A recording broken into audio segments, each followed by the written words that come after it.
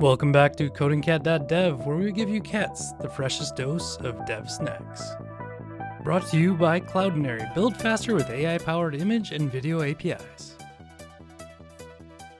Welcome back, Purrfect Peeps, to codingcat.dev podcast. Today on the show, we have April with us. How you doing, April? Good, thanks. How are you? Good to be here. Doing fantastic. I feel like I'm in that mode because we're pre-recording this, so I'm sure you guys will watch it later. But I'm in that mode where I'm like, "What gifts have I forgot to buy?" mode. Are you guys in that yet? Yeah, I still have a few that we need to buy for sure. We're taking like a Disney trip this year, so we're like, "Hey, we're not doing gifts. Yeah. We're just doing stockings." And so it gives me that feeling like I just feel like I don't have things for under the tree, and so it's like missing, and I'm like freaking out somewhat. So yeah, we're doing big items too. Like we're doing desks for the kids, and that you can't wrap a desk, so it's like, oh my gosh, what are we gonna put under the garage? tree? Like take it in the garage? No. They're absolutely laying on the ground, and they know what they're getting already. So it's not even a surprise, and I feel terrible, but like whatever. It is what it is, right? It is what it is. That's awesome. Cool. April, tell us a little bit more about yourself and kind of some of your journey. I know there's some technical background in your path. Can you start like back then and creep forward? Sure. Yeah. So I studied computer science and started in high school, and I loved coding. I loved video games back in the day, so I was kind of a classic story in that sense. And then I went on to major in computer science in college and enjoyed that.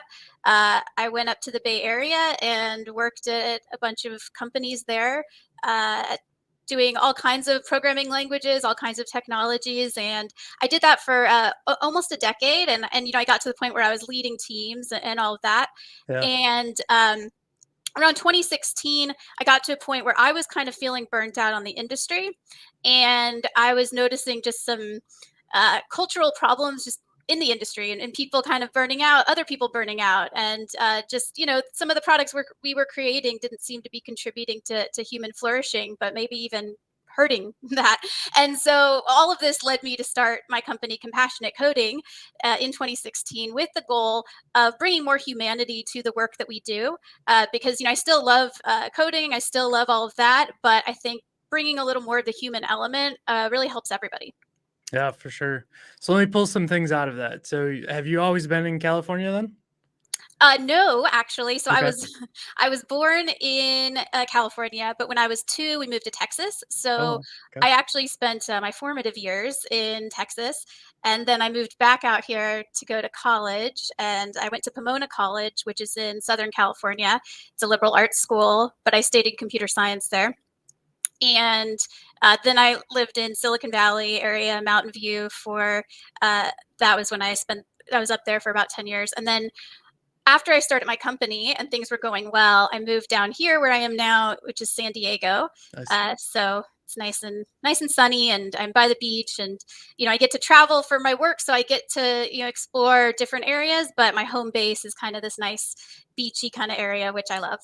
That's really cool. And so those like 10 years in Silicon Valley, can you break that down a little bit for me, where you like it was just a grind and like you were going in every day and you were trying to crush it and like climb the ladder and all of those things? Or what was that experience like and how did it help form you? Yeah, I think so I loved the actual like technical work of coding and that kind of thing.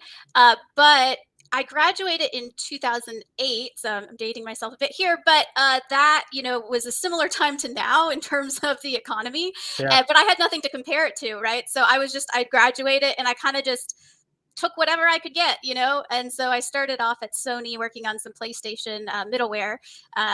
Which the thing that was cool to me is I got a free PlayStation. And as I mentioned, I was into gaming back then, not so much now. But so I was like, hey, free PlayStation. I don't really care what I'm doing at work. And as it turns out, at those big companies, especially when you're just starting out, sometimes you're not doing a lot. There's just a lot. There's so much bureaucracy and there's so much, all that. So I kind of took a very practical, I guess, kind of approach. I was just like, I need a job. I do like this, but whatever. And then, as I matured and started to see what I liked and didn't like, I was like, okay, I don't like long commutes, which at the time I was doing a pretty long commute. I don't like these big companies where what I do day to day doesn't matter that much. Like, I don't see much of an impact. So then I started pivoting a bit, and I thought, okay, well, how about maybe a startup, because then I'll have more say in things. And so I started working at a startup, a social gaming startup, back when the Facebook games, the Farmville, all that kind of stuff was just getting started. Apologies for my contributions to all of that now, but A I thought, job's hey, a job, right? Like, you job's a can't job. apologize now, right? Well, so at the time, and it was fun, I will say it was Yeah, fun. But even that, though, it didn't bring much satisfaction, didn't bring much meaning. And it was still kind of, I never really felt like I fit in, sure.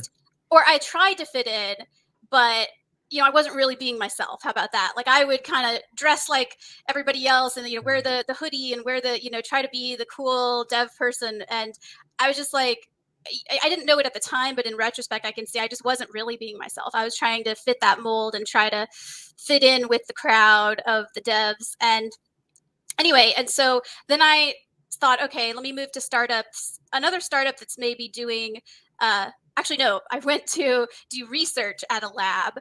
After enough time passes, things get Oh, messy. yeah. But yeah, I have to look especially on LinkedIn every time. because I'm, like, clueless.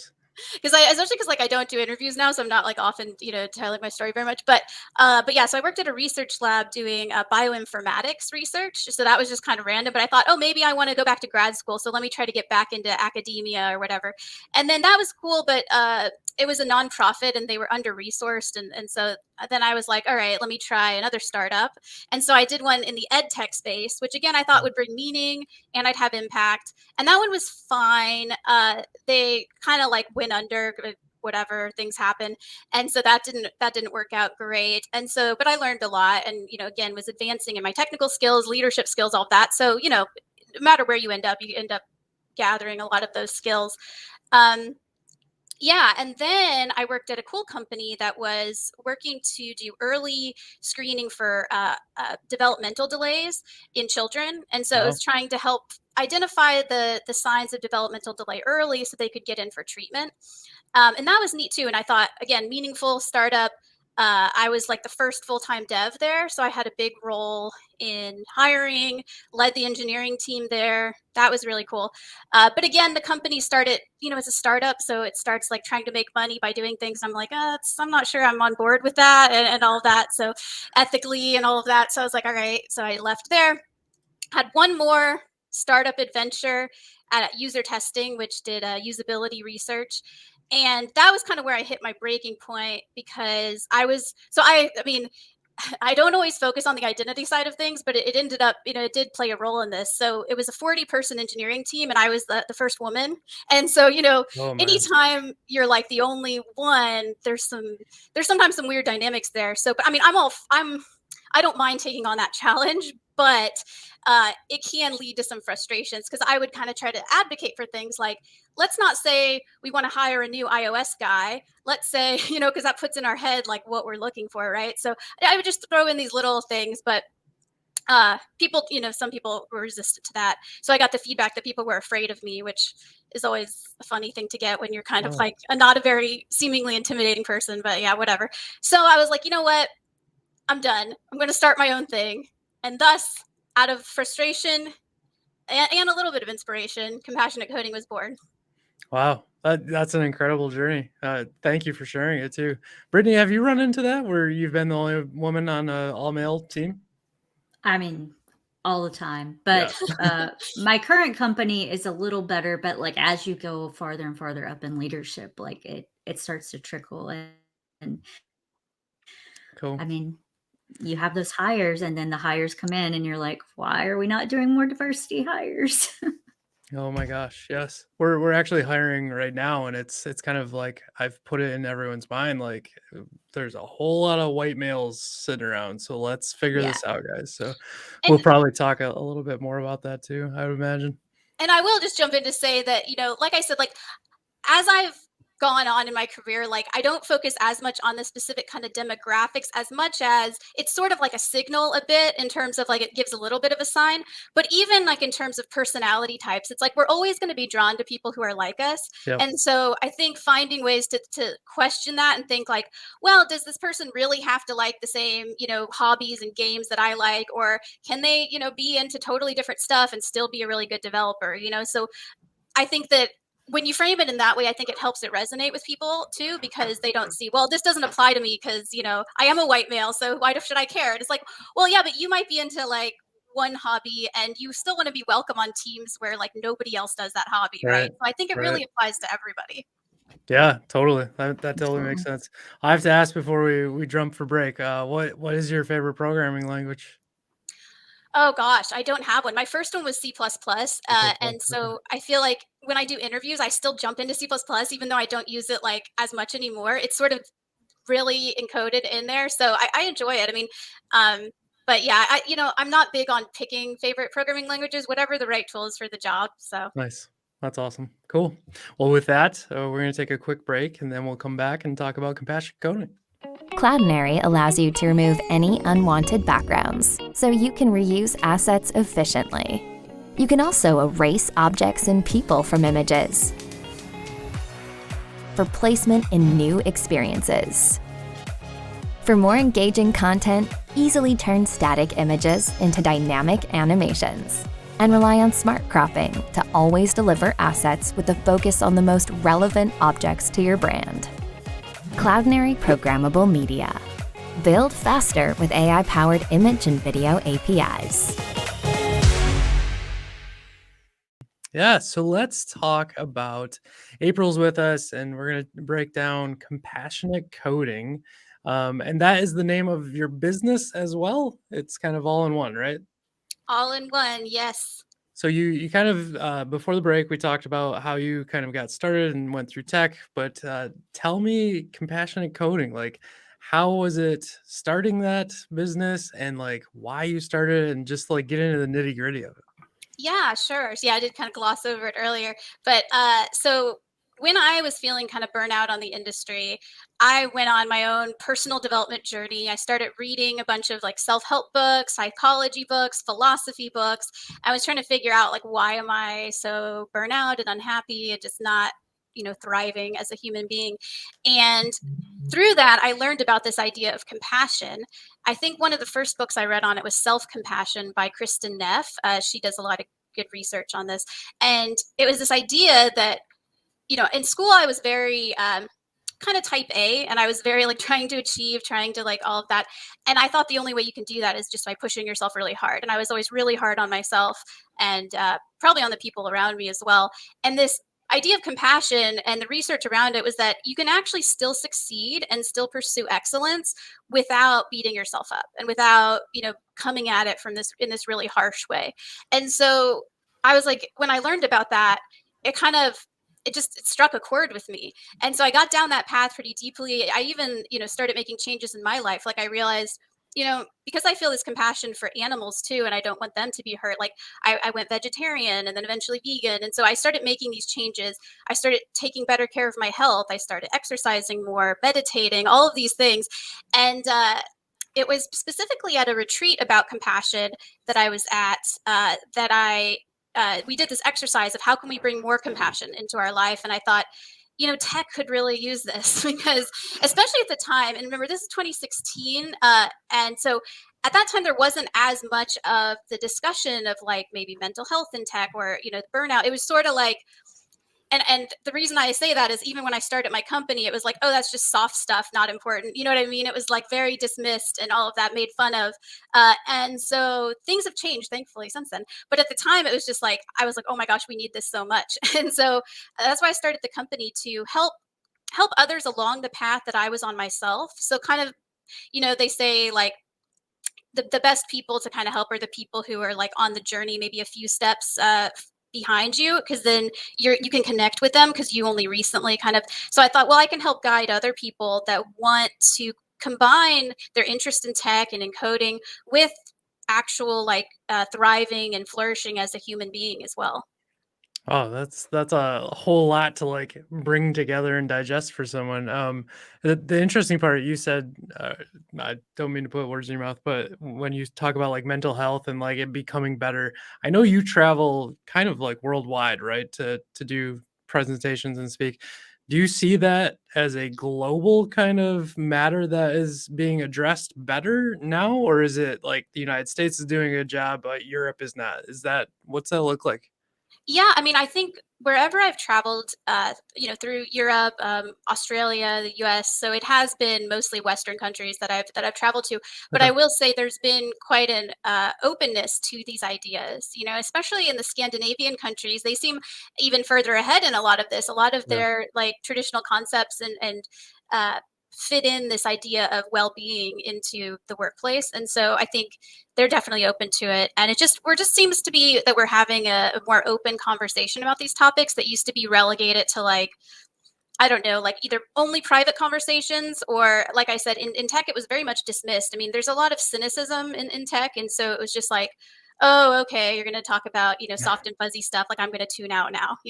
And I think that that's part of the culture that I've been hoping to shift as well, is just that, you know, we're not just like robots, like we're not machines that we work on. We are soft and fuzzy humans. And sometimes we have emotions and sometimes, you know, we don't have to think of everything in these rigid terms, and Yeah. so that's a big part of what I try to bring to it as well.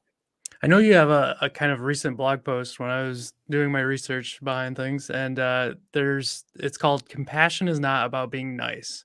And can you help me understand that? Like, obviously, I can read the blog post, but to me, I'm like still even processing it as I was reading it. I'm like, still feels like it's nice to me. Oh, What does that actually mean? Did you want to say something? oh, there's a book that someone put out, and I'm trying to remember the name, but it talks about that and how you can give like code reviews that are like good, and you can be a nice person. And do you know what I'm talking about? I can't remember the name off the top of my head, but Yeah, I was just reading how you can like set up this anonymous PRs so people don't feel the pain of like a single person kind of like out against you in a PR. I'm Like gonna it's look it just up. yeah, I was just reading Unconventional that like commit. two days ago. Yeah. It must be newer, but yeah. So can you help us understand, April? Like compassion is not about being nice. Like in Yeah. my mind, I'm like that's all compassionate. What does that actually mean? Yeah, so it is like this new kind of subtle thing that you really get at from like just thinking about this stuff all the time and reading like all of these things about it. But I think being nice is basically like you sort of politeness, like not saying something like you might not want to criticize someone's code because you think, oh, I don't want to hurt their feelings, so I'm just going to be quiet about it. And I think that with that, it's not very compassionate because Mm, you want to help the person grow. So compassion is about alleviating suffering, preventing suffering, helping people to thrive and be to find joy and all these things and to do better in that way. So uh, if you're nice, then you avoid having the difficult conversations. Like if you're nice, and I put that in quotes, then you may avoid having the difficult conversations that can really help.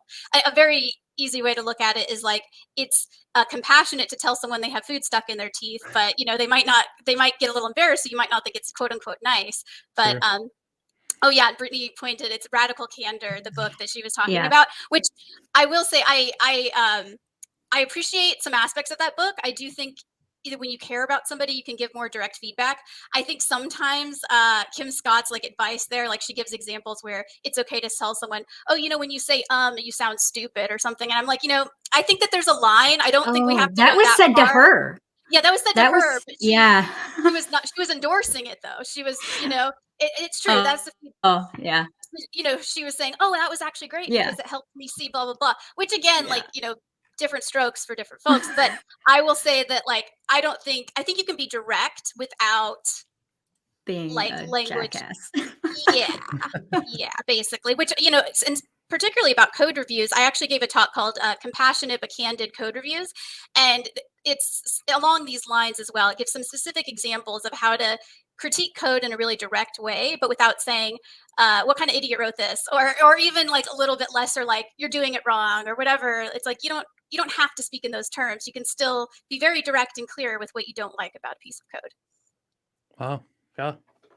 So I think you brought up in one of your talks that I was watching. It's Tim Cook.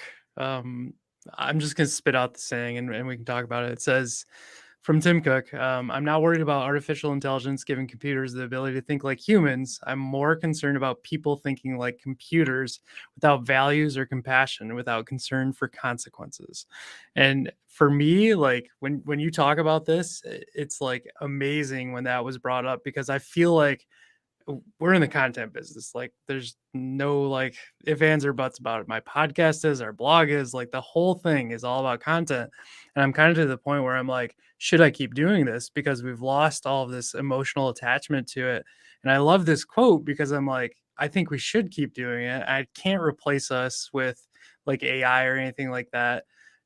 How do I, as a content creator, April, bring compassion back to what we're doing and like try to bring the human side back to it? That's the part I'm struggling with. I think a big part of it is doing like it sounds simple, but like doing the opposite of what a computer would do, or do the opposite of what, that very kind of like rational side is drawn to. So like slow down sometimes, not everything has to be super efficient. You don't have to keep optimizing for the most efficient way to do something. Sometimes, slowing down to connect with someone on a human level. Sometimes that means, everyone's talking about meetings and, oh, I hate meetings and meetings take up too much time. But I will say that I think meetings are also a way to connect with people. And sometimes when a meeting runs long, it's because that relationship needed that extra time to build more connection, which is not to say we can't assess our meetings and see if they're relevant. But I think we need a little more nuance there as well of like, well, sometimes Mm, that's our way of connecting. And so I think ways where you can, you know, uh, like not fit a model, like, you know what I mean? Like not because I really think to that quote, that Tim Cook quote, I mean, that is a danger that we're having. Like, I don't know, you've yeah, probably seen on LinkedIn where people, even if they're not using AI, they start to sound like they are because they all write the same kind of posts and they all use the same format. And it's yeah, just like, even if it's a real person writing it, it's hard for me to tell. It could be a robot. And so I think just bringing your own quirkiness and, which like, I think not trying to fit the mold and sometimes just going outside of it, I think, is a good way to avoid, just because again, what we're going to get is where people are going to start sounding like the AI, and then the AI is going to learn from that, and then it's going to keep spitting out just this like drivel of just like yeah. repetitive, regurgitated stuff. And like, sorry to get graphic, but it's already starting to bother me, and so I feel strongly about this. I'm like, just be human, like be creative, be unique, like bring your own authenticity to the table. Yeah, I like that. I struggle with it a lot because like all the algorithms and everything's set up to be like push as much as you can and like hit these things, and when something's popular, chase it. And I feel like I always take it back in my mind to like, yes, I'm dating myself too here, but in my great grandparents, we would watch black and white TV with a dial that you had to twist still, but you got like four channels, right?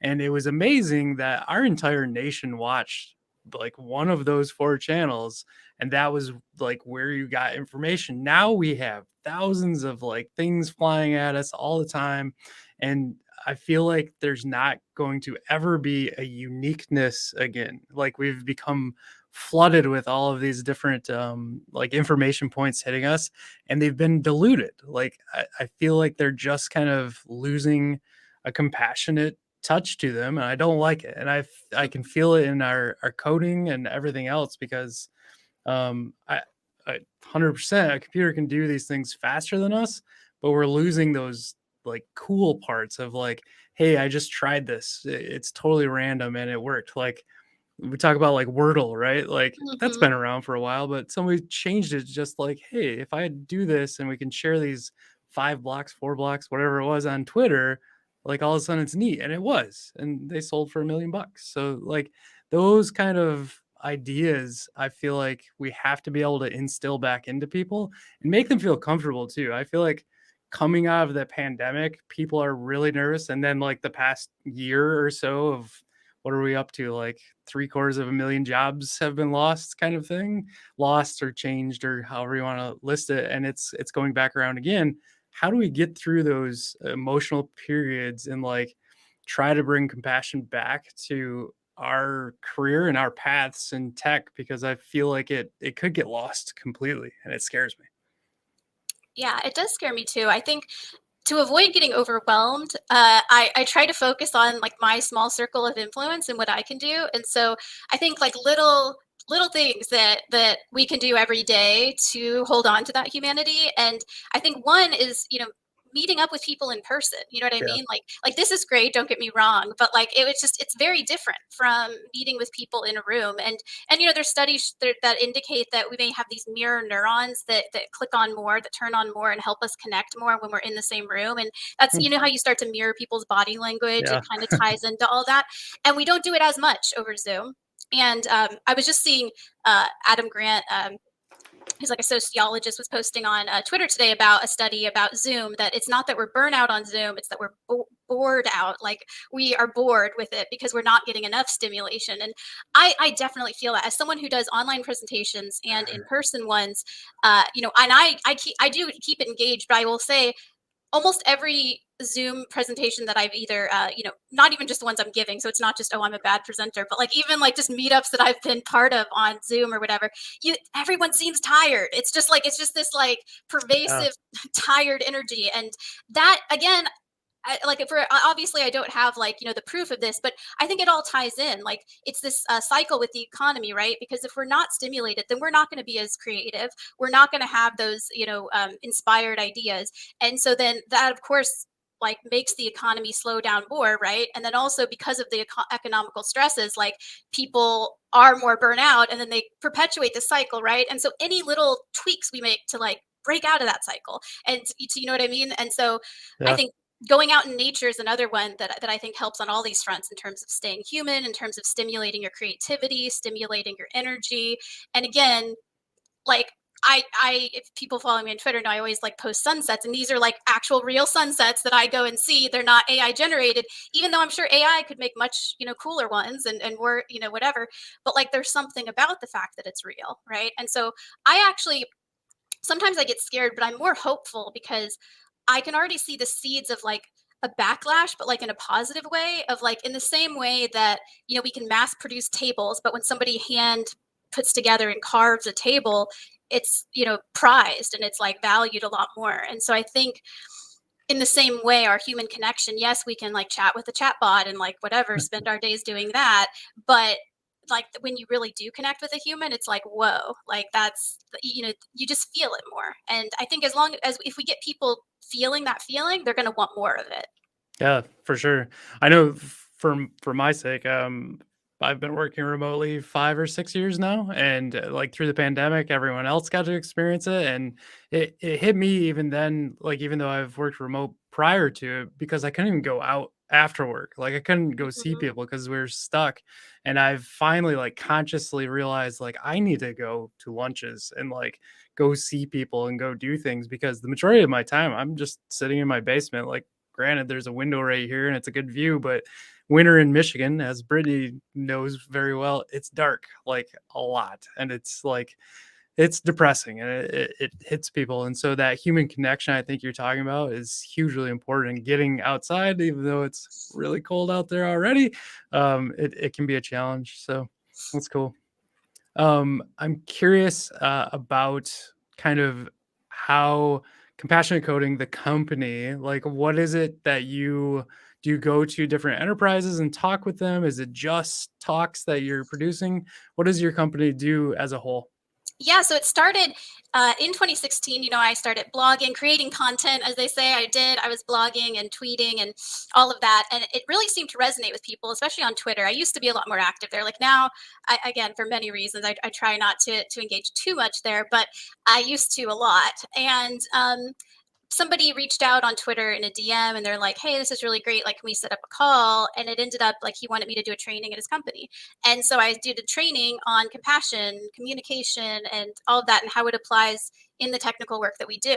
And so it became a training company where I would, teams would reach out and say, "Hey, we're struggling with this or that, or we want to improve our skills here and there." And then I would do a customized training for them on, those topics. And so I do that. I also speak, at events and at companies. So sometimes with a company, they just, at an all hands or something, they need a little boost of these ideas, and so then I'll do a talk. Sometimes it's a more in-depth training. But I will say I always do interviews with the team to try to understand what their culture is, to see what the actual issues are. So it's customized more so than some of the kind of corporate training that people probably don't really like that much that's out there. Like I do try to bring a more human element to the actual work that I do, and really figure out who people are as human beings and how these skills can help them. And again, the reason companies hire me is that this isn't just some like nice and soft and fuzzy thing, like, right? Like, it really does help the bottom line. Like, I would love that we could be compassionate just to be compassionate, but the truth is, teams that practice these skills work together better, and people who are compassionate with themselves burn out less. And we see this time and time again. And so it's just it's good for business, it's good for the people. And I do think it's the way the world is moving is we're looking at not just the bottom line, but also the impact that we're having. Are you finding that you're doing a lot more of those in person, or are you doing those remote as well? So before the pandemic, I did it almost exclusively in person. Okay. And that is because we would connect. I really think people connect better in Yeah. person, like, especially when you're talking about these deep issues. During the pandemic, because of circumstance, I did do them online. And I will say this, people still appreciated them, and they still like got a ton of value out of them. The reason I paused that for a while was because I didn't enjoy it as much. And so although people loved it, I personally was just like, it was tiring me out. And it was just, Yeah. I love being able to read the room and to like follow the energy and engage with people directly. And so doing it in a virtual room, it's just it's no matter what you bring to it, no matter how much it's just it doesn't have that same satisfaction for me. So I still do it again to accommodate teams and whatever, and they still get value out of it. But it's just I have to balance that out with doing in-person stuff for my own sake. So I do a lot of in-person stuff as well, both speaking and all of that. So although travel can sometimes be tiring, and of course it does use resources, I think the value that comes out of it is just so much that for me it's worth it. Yeah. Sorry, I keep like jumping around on your blog posts because That's all I good. had like 3 or 4 of them kind of in there. The other one that I wanted to talk about is only you can prevent tech burnout. Uh, Mm-hmm. this is like this is big on my mind because I hit that wall this year, and like I went through a huge depression state. Brittany knows all about it. It was rough. I want to know when it says only you can prevent it. What is like break that down for me and help me understand that a little further. Yeah, I think the reason I went with that at the time is a lot of times when we talk about burnout, it becomes part of this kind of online co-rumination kind of thing, especially on social media, where it's just like, oh, I burn out. Yeah, tech burns people out. Oh, this is terrible. We're all burnt out. Yeah. And then, and it's like, to me, it's just this disempowering kind of thing, which again, Hmm. if you are in a down state, is like, you don't want to embrace that learned helplessness, because then, you know what I mean? It's going to keep you from getting out of it. And so Yeah. with that, my goal was to not dismiss the fact that there are systems at play here, but that as an individual we have power in our choices as well. And so in that article, if I remember correctly, I was also suggesting that people who are in a position of power, who like are running these companies, that we look closely at who we're rewarding. And if we're only rewarding the person who does burn themselves out and who works after hours and on the weekends, then we're basically setting up everyone else for burnout, because we're like, oh, this is how you succeed, is you have to. And so I wanted to put the power in the hands of anyone reading it, that both if you're in a position of organizational power, but also as an individual, like, what choices are you making? And some people, because I feel like what happens all too often is people feel stuck in a job, and then it's Sure. like, okay, well, what am I supposed to do? I can't, like, it must be nice that you can just quit, but like, I don't, I have to have this job. And it's like, there's always a small step to take. And I think that, and I've been through those periods too, where I feel like, what am I supposed to do? And I think if somebody can tell you, like, here's one thing you can do, you know what I mean? Like, you could, get out a book from the library for free on, updating your resume, or you could, whatever it may be, that small step that you can take, I think, can set you on a path. I mean, hopefully you've come out of yours, but I imagine, I mean, that, it's those small steps that you can, like, getting through the day sometimes, that do help, like, perpetuate themselves and create a virtuous cycle instead of a downward spiral. Yeah. That's very helpful. I think the books that I've read, I think the Depression Cure is the biggest one for me, and it just breaking the cycle is kind of one of the biggest keys. So thank you for that. I appreciate it. What am I missing? like tell me more about compassionate coding stuff I've missed. Is there anything else that we're missing? I guess one thing that I've just been talking a lot more about lately. So when I started my company, I felt like the pendulum was way swung towards, like I said, this hyper aggressive, like very, hustle culture, all this kind of stuff, and all that. I think that the pendulum swung pretty far over to the other side in the years that I've had it, where, it's been this like maybe too much the other way in the sense of like, oh, well, why work anyway? And who wants to work and all this stuff and whatever. And so I think in all of these issues, I see a balance, you know what I mean? And this comes from some of the meditation stuff and all of that I've done as well. Is in any issue, there's usually a balance to be struck between the two extremes. And so I think any way that we can, avoid getting in the extremes, whatever it may be, and see where we need to instead strike a balance. I think that's gonna, I think, be better for everybody. Great. Love it. Cool. We're going to take and flip over to our Purrfect Picks. April, I'll give you a minute because I know that you still have one cooking. Brittany, do you want to go first? If I can actually share my Sure. screen quickly enough. Here we go.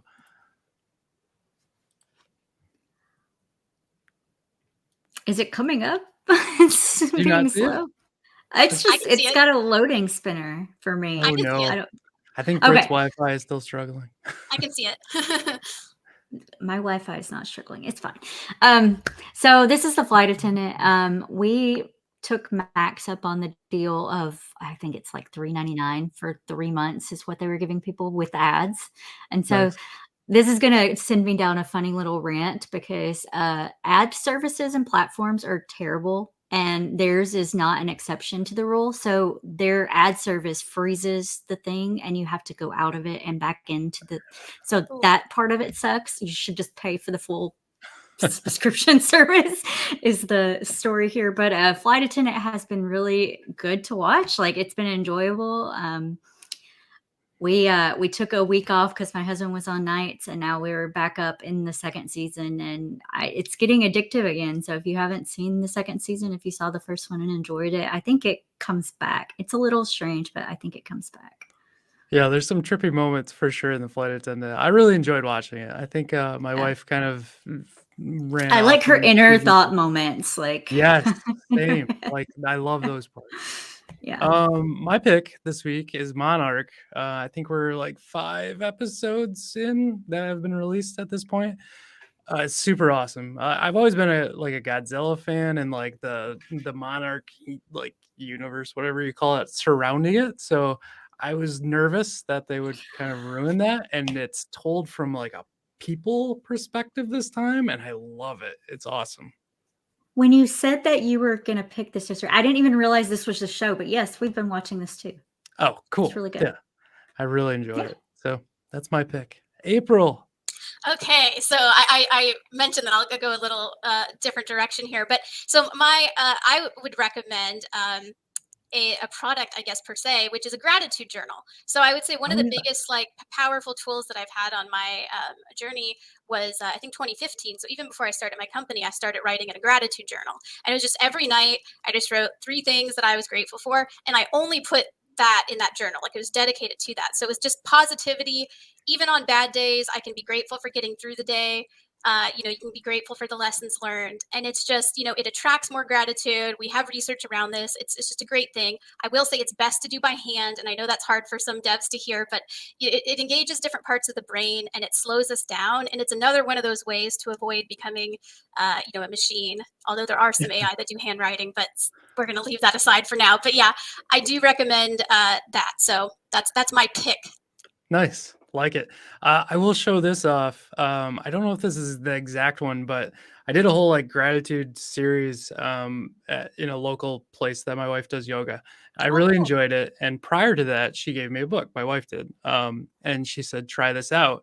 And I'm like, this is really cheesy. I don't like doing it. But to your point, it really breaks you out of a cycle. And the cool part, if you buy a like not just a journal, not a piece of paper, but a true gratitude one, is it places different like thoughts in here. And so I would never think to say like someone who makes my life better. Like I would never think of the things it's asking me. So I really enjoyed like the prompts in a lot of these gratitude journals that are out there.